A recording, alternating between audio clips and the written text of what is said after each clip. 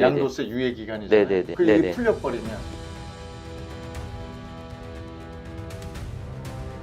이게 중과가 들어가면 최소 2배입니다. 못 팔아요.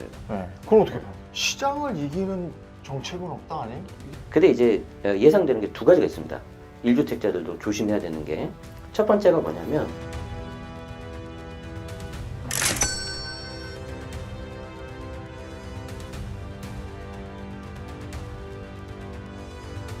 자, 여기서 질문.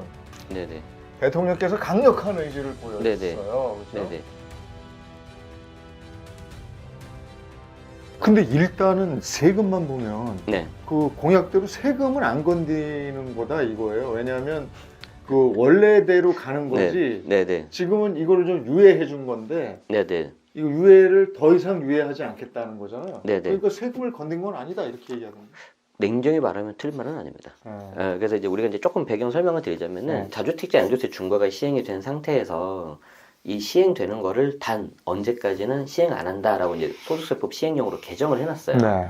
근데 그 말은 뭐냐면 그 날짜가 지나고 나서 별도의 개정이 없으면 끝나는 거거든요. 네. 그래서 이제 물론 이제 그 입법부 행정부 계신 분들은 법에 대해서 전문가분들이기 때문에 야 당연하지 않냐라고 말씀을 하신 것 같은데 저희 같은 일반 사람들 입장에서는 그걸 잘 모르잖아요. 네. 그리고 이제 그게 세부담이 뒤에 말씀드리겠지만 너무 커진단 말이에요. 그렇죠.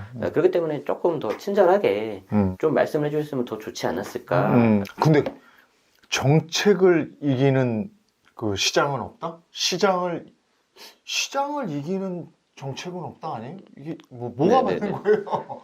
단기간에는 우리가 이제 정책을 보죠. 네. 그런데 중장기적으로 이제 결국 시장은 원래 수급으로 가지 않겠습니까? 그래서 저는 일단 뭔가 센 대책이 나오면 여기에 대해서는 좀 일단 관망하셔야 될 것 같아요. 그리고 만약에 저 같은 좀 주택수가 있으신 분들은 여기서 더 늘리면 안 됩니다. 그렇기 때문에 일단 내가 2채 이상이라고 하시는 분들은 현재는 좀 관망하시는 게 좋을 것 같고 만약에 내가 좀 정리를 해야 되겠다 그러면 양도세 중과에 대해서 지금 좀 약간 예외 사항들이 좀 나오려고 하고 있거든요. 그때 오히려 파는 것도 저는 나쁘지 않다고 봐요. 다만 이제 목표가 명확해야 돼요. 내가 이걸 팔고 갈아탈 거냐 말 거냐. 근데 지금 상황에서는 버티자고 가는데, 그러니까 지금 이제 네. 중과 유예 기간이잖아요. 네네네. 양도세 유예 기간이잖아요. 네네네. 근데 이걸 푼다고 그랬잖아요. 5월 며칠? 5월 10일부터. 예. 그 일이 네네. 풀려버리면 네네네. 그다음에 또 상황이 달라지잖아요. 그렇죠. 이제 그때 되면은 이제 좀 길게 가는 거예요. 보유하려면 보유세 아예 내고. 길게 가고. 네네. 어설프게 하시면 안 돼요. 그래서 가장 문제가 뭐냐면 보유세 중과를 한 2년, 3년 정도 받다가 이제 못 버티고 이제 그냥 파는 경우. 이게 최악이에요. 그래서 하실 거면은 빨리 팔거나 아니면 그냥 좀 길게 가야 돼요. 내가 만약에 3억 정도 오르면 세금이 양도세가 1억이 나오거든요. 네. 이게 중과가 들어가면 최소 2배입니다. 그렇죠. 이게 2억이 나옵니다. 뭐 어떻게 얘기 들어보니까 무슨 82.5. 예, 그렇다고 그러더라고요. 근데 최고세율. 이게 75에서 지방소득세 고쳐서 82.5가 나올 수 있어요. 그렇다고 그러더라고요. 못 팔아요, 이거. 네. 그럼 어떻게 합니까? 못 팔아요. 네. 그리고 또 하나가 제가 궁금한 게, 네. 아니 1주택자는 내가 네. 살 집이고 뭐 이런데 네네. 1주택자한테도 무슨 세금을 뭐 어떻게 하겠다는 건 뭐예요? 아마 이게 그 이번에 119 공급대책 나오기 전에 이제 좀 우리 SNS에서 좀 돈 이야기가 있어요. 그것 때문에 그러셨던 것 같아요. 근데 저는 보자마자 이건 말도 안 된다. 이거 신경 쓰지 말아라. 왜냐면 이게 너무 이게 좀 이게 허황된 이야기고 왜 그러냐면 그 중에 하나가 뭐였냐면 뭐 비거주한 주택에 대해서 보유세를 3%를 매긴다고 하는데 10억짜리면 3천만 원이 나오는 거거든요.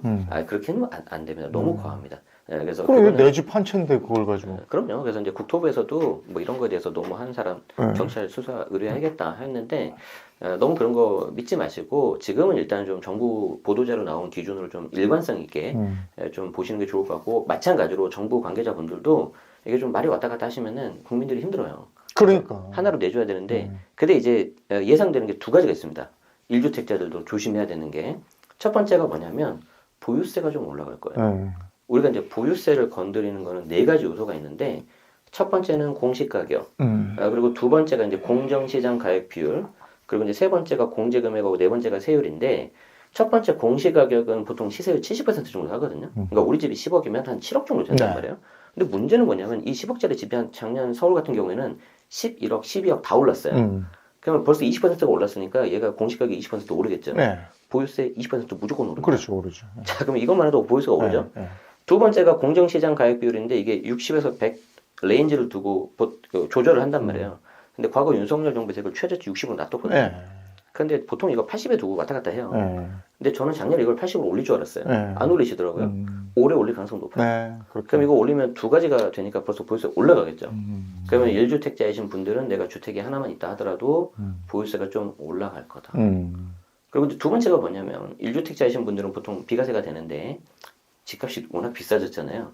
그래서 12억 넘는 부분에 대해서 이제 세금이 좀 나오는데 그걸 최대 80%까지 줄여주거든요. 장기 보유 특별 공제를 하면. 아, 집을 팔 때 장기 팔 때. 보유 특별 공제라는 네. 거. 자, 그런데 이게 10년 거주를 하면 80%를 돼요. 맞아요. 자, 그러면 여기에서 10년 거주를 해야 80%니까 네. 이미 대통령 말대로 거주를 안 하면 페널티를 받습니다. 네. 뭐 이미. 네, 최저 잘못하면 20까지 내려가 버려요. 아니 한 2년만 살고 보유를 10년 하면 되는 거 아니었어요? 48%예요. 그렇게 되면. 그게 이제 과거 문재인 정부도 바뀌었어요. 네. 그래서 제가 그때 굉장히 비판을 많이 했거든요. 그래서 그 산 연도가 몇 년도냐 뭐 요거 따지던데. 나중에 팔 때 팝니다. 팔 때. 네. 그래서 팔 때 기준으로 들어가기 때문에 네. 내가 아무리 옛날에 오래전에 샀고 비교주택 샀다 하더라도 거주를 안 하면 그거 못 받습니다. 2년 거주하면. 2년 거주하면 48%고요. 10년 거주해야 80입니다. 자, 그러면 벌써 여기에 거주 페널티가 있어 없어요? 있죠. 네, 이미 있는 그래서 거죠. 저는 대통령이 그 SNS가 엄밀히 말하면 틀렸어요. 그런데 그걸 만약에 맞게 한다? 80을 줄일 수 있겠죠. 예를 들어서 그게 1년에 4%포인트거든요. 3.5는 좀 이상하잖아요. 3으로 줄이겠죠. 3으로. 그럼 60으로 내려가요. 그럼 세부담이 커지겠죠. 그래서 제가 예상 가능한 시나리오는 33. 그럼 60. 아니면은 10년 보유, 10년 거주가 아니라 뭐 예를 들어서 15년 보유, 15년 거주. 나도 애 학교 때문에 그럼요. 제 집 한 채 있거든요. 네. 근데 그 집에서 10년 못 살았어요. 나중에 학군에 따라서 그걸로 가서 지금 전세 살거든요. 그래서 나중에 이제 파시기 전에는 좀 거주를 하시는 게 좋고요. 그건 제가 나중에 한번 봐드릴게요. 네, 그래서 1주택자에게 갈 수 있는 두 가지 페널티는 아까 보유세 그리고 12억 초과분에서 장특공 아마 좀 줄일 수 있을 것 같다. 다만 모든 1주택자는 아닐 것 같고요. 초고가 주택부터 먼저 건드리지 않을까 제 생각은. 초고가는 30억 이상입니까? 뭐 그거는 이제 그때 분위기 봐야 되는데 보도 자료를 보면은 뭐 보통 15억에서 지금 25억 정도 하거든요. 한 우리가 이제 대략 생각하기에 말씀하시는 30억 정도. 그쵸? 그 정도 되지 않을까 싶습니다. 얼마 전에 저 뭐 방송사 뉴스를 봤더니요. 네네. 강남 압구정동 구현대 아파트 사진이 나오더니 네. 거기가 10억이 떨어졌다는 거예요. 네네. 그러더니 그 아파트 값이 뭐 120m? 네. 근데 거기서 10억 떨어져서 누가 샀대요. 네네네. 그 나는 저게 무슨 말도 저기서 10억 떨어진 거는 감이 안 오더라고요 저는. 물론 이제 일부 한두 건은 있을 거예요. 그런데 그게 이제 정말 금매로 팔아서 그런 건지 아니면 자녀와 저가수도 직거래를 한 건지 그건 좀 모르겠어요. 근데 문제는 뭐냐면은 우리가 10개의 거래가 되면 그런 물건들이 6건, 7건 대부분을 차지해야 가격이 떨어지는 거거든요. 하락장 때는 알아서 떨어집니다. 그런데 지금 사실 좀 그런 분위기를 좀 아니라고 좀 보셔야 될 것 같고 그런 부분에 있어서는 지금 다주택자 양도세 중과 만약에 이제 시행이 되면 물론 좀 정부에서는 약간 예외를 둔대요. 잔금까지를 5월 9일까지 끝내야 되는데 계약을 하고 잔금에 대해서는 좀 일부 시간 주겠다. 5월 9일까지 계약하는 거에 대해서는 유예해 주겠다 이거죠? 네, 근데 만약에 이게 시행되잖아요. 매물 잠깁니다.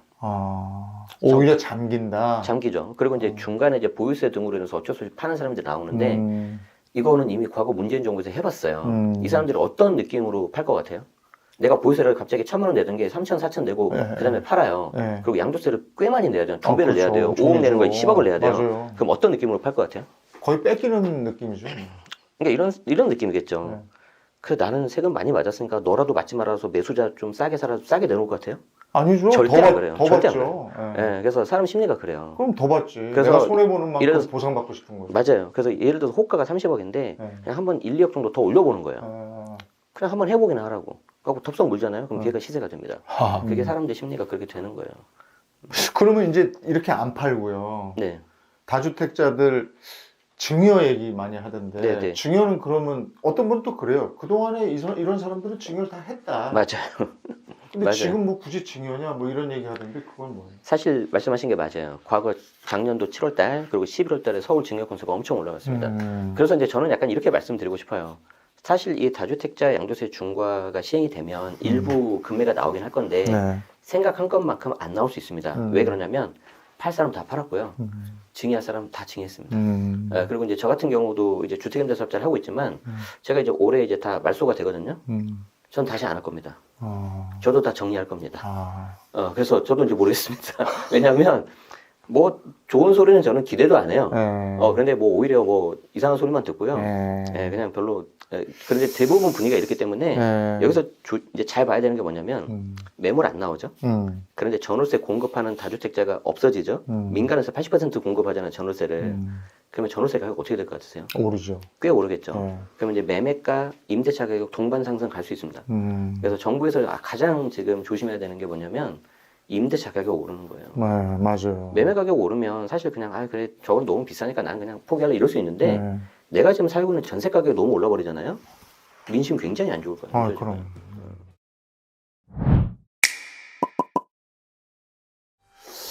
그 저희가 셀코TV 시청자 여러분들한테 설문조사 한번 해봤어요. 네. 다주택자 양도세 증가 유예 폐지와 6만 원 공급, 6만 원 공급 얘기도 나왔으니까 부동산 시장이 어떤 변화를 가져올까라는 설문조사를 해봤는데요. 먼저 집값 하락이 34%, 집값 상승 25%, 시장 양극화, 똘똘한 한 채가 강화될 것이다 31%, 장기 보합, 그러니까 이제 가지고 간다는 거지. 이게 10%. 이거는 어떻게 보세요? 지금 이 설문조사 결과는? 단기적으로는 일부 금매 나오겠죠. 그리고 좀 시간이 지나면 거래 매물 실종되겠죠. 그런데 초양극화로 갈 겁니다. 왜 그러냐면 지금보다도 더? 그럼요. 왜 그러냐면은 자 생각을 해봅시다. 우리가 이제 K 양극화라고 하잖아요. 좀 그냥 속된 말로 델롬델이에요. 그런데 우리가 이제 막 30억, 40억 넣는 초고가 주택 있잖아요. 사실 저도 막 비싸단 말이에요. 너무 자금도 많이 들어가고. 그런데 그런 거를 매수하는 사람들은 어떤 사람들일까? 일단 고소득자죠. 전문직이죠. 특히 사업하는 사람들입니다. 이런 사람들이 우리나라가 지금 그래도 굉장히 국력이 많이 올라가는데 앞으로 늘어날까 줄어들까? 어떠세요? 더 늘어나죠. 더 늘어나겠죠. 예를 들어서 흑백 요리사 보셨죠? 너무 재밌게 봤잖아요. 근데 그게 시즌 1 때 이제 PD 하신 분이 이제 많이 이제 좀 뭐 수입이 늘어났겠죠. 근데 그분들은 바쁩니다. 공부를 할 시간이 없어요. 그래서 내가 들어온 아파트 딱 보고 그냥 마음에 들면 삽니다. 트리마제를 현금 50억 주고 그냥 삽니다. 자, 그러면 그 사람들 입장에서는 내가 트리마제를 뭐 이렇게 강변 목로 타기도 편하고 어떤 한강뷰도 보이고 직장 다니기도 편하기 때문에 좋아한단 말이에요. 근데 매물이 있을까요? 없을까요? 거기가? 없죠. 왜 없을까요? 토제죠. 물건이 잘 안 나오죠. 공급이 없죠. 그러니까 공급은 줄어들고 그런 수요자들 고소득자는 올라가잖아요. 그럼 우리가 고등학교 때 배우지 않나? 그렇지. 수요가 공급에 왔지. 가격이 오르겠죠. 그럼 걔는 그냥 사요. 맞죠? 자, 그런데 미안하지만 좀 중저가 아파트를 좀 볼게요. 사람들이 여기에 대해서는 좀 관심이 상대적으로 덜 하겠죠. 자, 그렇기 때문에 공급이 없긴 없겠지만 수요가 줄겠죠. 그 수요가 공급보다 더 줄으면 오히려 얘는 가격이 떨어질 거예요. 근데 여기 이제 6만 원 얘기도 나왔는데 사람의 욕심이라는 게 좋은 집에 살고 싶고 좋은 물건 사고 싶고 뭐 이런 건데 이번에 이제 그 발표한 거 보니까 이제 6만 원을 짓겠다 해서 태릉 골프장 얘기 나오고 그다음에 저는 이제 눈여겨본 게 용산이에요. 네, 뭐 예상을 했습니다. 아니 거긴 누가 봐도 이 서울의 핵심 지역이거든요. 근데 거기에다가 만채인가 뭐 이렇게 짓는데 이렇게 조그만 집을 짓는 것 같은데요. 저는 거기다가 강남 버금가는 집을 지면 강남 수요도 좀 일로 오고 그렇게 가야 되는 게 맞지 않나 싶은데 이게 지금 방향 어떻게 보세요? 이 방향? 뭐 저도 말씀하신 거에 동의를 하는데 사실 거기 이제 국제 업무직으로 이렇게 좀 계획을 하고 있는 곳인데 서울에 어떻게 보면 중심이잖아요. 그 옆에 있는 그 용산공원 이걸 누릴 수 있는 곳이기 때문에 여기는 비즈니스 업무적으로 가야죠. 그렇죠. 이게 그 집을 짓는다고 해서 안타깝지만 또 해결이 되지도 않습니다. 서울에 우리가 필요한 집이 1년에 보통 4만 5천 호예요. 근데 거기에 1만 호 조금 넣는다고 되겠어요?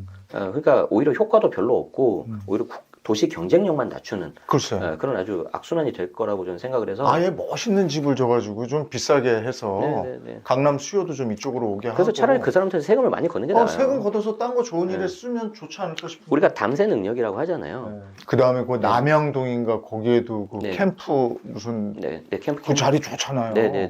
거기도 또 그렇게 한다고 그래서 저 깜짝 놀랐어요. 제가 미군 부대에 있었습니다. 그러셨어요? 저는 이제 부산에 있었는데 카투사 하셨군요. 이제 거기가 이제 공원으로 바뀌었어요. 어쨌든 그랬는데 용산 같은 경우는 너무 위치가 좋고 그렇기 때문에 그러면 반대로 그 1만 호에 들어가는 그 아마 임대일 건데 글쎄 뭐 그런 식으로 한다 그래. 매우 안타깝습니다. 그래서 정부 발표 나오고 나서 한 3시간 정도 있다가 바로 곧바로 서울시에서 반박 보도제를 냈거든요. 그렇죠. 근데 이거는 정치 그런 걸 떠나서 보도제를 여러분들이 좀 한번 양쪽 다 읽어보시면 좋겠어요. 어느 쪽이 좀 합리적인지. 네. 그럼 6만 호는 네. 6만 호가 그 실제로 됐어. 그러면 좀 해결이 돼요? 한 1년 반 정도 괜찮겠죠. 1년 반 정도 괜찮겠죠. 그 다음 또 시작이에요. 그래서 결국에는 재개발, 재건축, 정비사업 풀어야 됩니다, 이거. 그런데 현재 정부의 어떤 정책을 보면 정비사업에 계속 지금 이게 발목 잡는 것만 하고 있어요. 그래서 정말 좀 죄송하지만 진위가 의심된다. 아니 근데 저도 지자체 그 관계자들 만나보면 자기들은 빨리 해주고 싶은데 주민 반발이 있대요. 그러니까 주민들이 서로 싸운다는 거예요. 왜 그러냐면 이게 이제 그 정비사업에 대해서 조금 제가 말씀을 드리자면 말 그대로 정비 사업입니다. 이건 비즈니스예요. 쉽게 말해서 우리가 1000명의 조합원이 있는데 이걸 싹 다 허물고 1500명의 가구로 만들어서 기존 1000명 한 사람씩 받고 나머지 500에 대해서 소위 말해서 파는 거예요. 물건을 일반 분양으로. 그럼 여기에서 당연히 이득이 나야 되겠죠. 나야죠. 비즈니스예요. 마이너스가 나면 절대 사업 진행이 안 됩니다. 자, 그런데 여기에서 이제 엄청나게 많은 헤게모니가 발생을 하죠. 예를 들어서 뭐 84가 대다수다 조합원이. 이해관계가 다 달라가지고 밀어줄 수밖에 없어요. 완전 정치하고 똑같아요. 자, 그런데 그 사람들만의 어떤 이해관계를 조절하는 것도 굉장히 어렵겠죠. 그리고 이 사람들이 인허가를 받을 때 지자체장하고 이제 얘기를 해야 되잖아요. 그래서 저는 지자체하고 별로 이렇게 좀 악유가 있는 곳은 절대 투자하지 마라 그러거든요. 이것도 투자가 굉장히 중요한 포인트란 말이에요. 자, 그런데 이번에 어떤 걸 발의했었죠? 민주당에서? 국토부 장관이 인허가 나게끔 발의를 해버렸잖아요. 그 원래 지자체장한테 권한이 당연하죠. 있는데. 그게 그러면 지자체에서 해당 지역의 특징을 가장 잘 알기 때문에 쪼개놓은 거란 말이에요. 이렇게 해도 지금 힘들잖아요. 이거 나중에 엄청난 혼란 나올 거예요. 그러면 좀 약간 그렇게 되는 건가? 소설인데 아까 용산 정비창처럼 그렇게 제안을 해가지고 할 수도 있죠. 그러면 이제 어떤 일이 발생하냐면 조합원 내에서 중앙 정부를 지지하는 파가 생기고 지자체를 지지하는 파가 생기고 갈라지겠죠. 그렇죠. 사업 더 진행 안 됩니다. 그렇겠네. 더 진행이 안 됩니다. 본인의 이익에 맞게 이쪽 파가 나뉘겠네. 제가 좀 약간 심각한 사례 하나 들어드릴까요? 어떻게? 그 기획부동산 아시죠? 예. 그 사람들이 가장 많이 쓰는 수법이 뭔지 아세요? 조그만 땅을 팔면서 100명 공동 지분 넣어버립니다. 그러면 자기들끼리 싸워요. 맞아요. 그럼 자기는 쏙 빠지면 됩니다. 좀 심하게 비유하자면 지금 이거예요. 그럼 어떻게 해야 돼요? 그러면? 그래서 제가 말했잖아요. 리스크가 있는 정비 사업을 하지 마십시오. 그래서 조합장의 관상을 좀 보시고요. 이 사람이 뭐 했는지 좀 보시고요. 별별 사람 다 있습니다. 정말 저 혼란스럽습니다. 네, 그래서 뭐 정비 사업은 여러분들이 정말 공부 많이 하셔야 되고 하지만 굉장히 좋은 그만큼 기회가 있습니다. 서울에 앞으로 신축 공급할 수 있는 거는 재개발, 재건축밖에 없는데 지금 투기과열 지구잖아요. 그래서 재건축은 초기 단계 조합들이 민가되면 못 팝니다. 그래서 상대적으로 여러분들이 재개발 쪽에 관심 가지시는 게 좋아요. 재개발? 재개발은 관리처분 계획 인가까지 가져갈 수 있거든요. 그 전에 팔 수 있어요. 그래서 이제 공부를 좀 하시고 재개발, 재건축 하시기 전에는 꼭 내 거 먼저 좋은 거 똘똘 하나 해 놓으시고 그 다음 하셔야 됩니다. 재개발이 많이 있어요? 저 흑석동, 한남동 다 끝났잖아요. 엄청 많습니다. 그 외에도 또 있어요? 엄청 많고 지금도 기회가 많이 있습니다. 그래서 자금이 많이 있으신 분들은 한남 4, 5 보시고 4, 5 아직 안 됐나요? 네네. 마지막 기회 관처 전에 나올 겁니다. 그리고 이제 성수 어쨌든 한남 성수가 투탑이고 속도가 빠른 거는 노량진. 그리고 이제 좀 자금 낮춘다 그러면은 거여 마천 그리고 다른 쪽 뭐 이렇게 많이 있습니다. 그럼 지금 이제 다주택자들은 뭐 이렇게 좀 하시면 도움이 될 겁니다. 그다음에 집을 실제로 이제 집이 없어서 사고자 하시는 분들은 이렇게 하시면 괜찮을 겁니다. 팁을 좀 주시면서 오늘 좀 정리를 하면 좋을 것 같아요. 네네네. 일단 다주택자이신 분들은 제일 중요한 게 보유세예요. 그래서 작년 25년에는 그 재산세하고 종부세 고지서 꺼내시고 거기에다 곱하기 1을 하십시오. 근데 곱하기 1을 했는데 눈앞이 캄캄하다. 좀 정리하셔야 돼요. 그래서 정리를 어떻게 하냐면은 만약에 이제 정부 나온 예외사항들이 나오면 조금 매각 시간이 좀 늘어나는 거잖아요. 그럼 그냥 매각하는 것도 방법이고요. 아니면은 지금이라도 증여하시는 게 좋을 것 같다. 그리고 내가 보유세 한번 맞아보고 결정하겠다 그러시면은 어차피 증여는 내년에 하셔도 되거든요. 어차피 뭐 취득세 12% 올라갔고 증여세 똑같고 그렇기 때문에 그냥 한번 맞아보고 하세요. 괜찮은지 안 괜찮은지. 근데 왜 제가 이 말을 하냐면 보유세를 많이 내면 낼수록 집값이 올라요. 그래서 문재인 정부 때 보유세를 다 맞고 버티신 분들이 집값이 더 올랐어요. 맞아. 그렇기 때문에 제가 함부로 팔으라는 말을 못 하겠고. 자, 그런데 이게 아무리 봐도 이게 좀 답이 안 나오는 물건들 있잖아요. 이건 정리하셔야 돼요. 네. 그래서 1인당 세 채에서 두 채로 줄이십시오. 만약에 세 채 이상이신 분들은 그러면 종부세 중과를 내가 일단 피합니다. 그렇게 해서 매각, 증여, 그리고 이제 괜찮은 것들만 해가지고 보유하는 걸로 간다. 만약에 내가 보유를 했는데 보유세가 많이 나온다. 근데 내 집이 좀 괜찮은 녀석이다. 어떻게 하면 되냐면 그 집을 월세를 주는 방법도 있어요. 그거 나는 그냥 다른 데 월세 가면 돼요. 그래서 여기서 나오는 월세를 여기 월세 살면 됩니다. 그래서 앞으로 전세는 더 없어질 거예요. 그러니까 이게 임대차 시장하고 다 맞물려서 제가 말씀드리는 거예요. 자, 그러면 이제 다주택자들은 이렇게 말씀드렸죠. 내가 무주택자다. 내 집 마련하고 싶다. 그러면 여기에서 나오시는 물건들이 내가 매수할 수가 있거든요. 예를 들어서 내가 강남에 한 두 채가 있고, 뭐 경기도에 한 채가 있는데, 다주택자 입장에서 경기도를 먼저 팔 거란 말이에요. 그렇죠. 근데 경기도에서도 좋은 게 어디 있냐면은, 예를 들어서 8호선 있죠. 지금 8호선 잘 봐야 돼요. 8호선 밑에 산성역이라고 있어요. 구성남. 15분이면 잠실을 갑니다. 그래서 그 인근에 있는 대단지는 가격이 5구짜리 20평대가 10억이 넘어요. 어지간한 서울보다 더 좋아요. 그러면 비싸잖아요. 위로 가세요. 구리 20분이면 잠실 갑니다. 그렇죠. 거기에 딱 하나 있어. 신축이. 거기 좀 보면 괜찮을 것 같아. 근데 많이 올랐어요, 최근에. 그리고 좀 더 가면은 다산역 근처에 30평대가 9억이면 삽니다. 8호선 황금 라인이네. 나쁘지 않아요. 제가 느낌이 예전에 제가 수지에 있었거든요. 수지에 있다가 제가 이제 이사 서울로 왔는데 수지에 있어 보니까 신분당사 파급 효과가 너무 큰 거예요. 네. 그래서 거기서 이제 투자를 좀 많이 했었는데 약간 그 느낌이에요, 지금. 약간 8호선에. 8호선. 그래서 8호선에서 구리, 다산, 산성역, 단대오거리 이 정도 보시면 나쁘지 않을 것 같아요. 위례보다 더 편해요. 직접적인 힌트를 주셔서 좋네요. 알겠습니다. 아유, 오늘 박민수 대표님 좋네요. 이렇게 직접적으로 이런 게 필요했거든요. 네. 지금 집을 좀 구해야 되겠다 하시는 분들은 황금 8호선 라인 한번 살펴보시고, 다주택자들도 이걸 지금 잘 못 들으셨던 분 다시 보게 해가지고 좀 말을 제가 빨리 했습니다. 꼭 좀 참고하시기 바랍니다. 오늘 부동산 관련 얘기 제네시스 박과 함께 나눠봤습니다. 고맙습니다. 고맙습니다.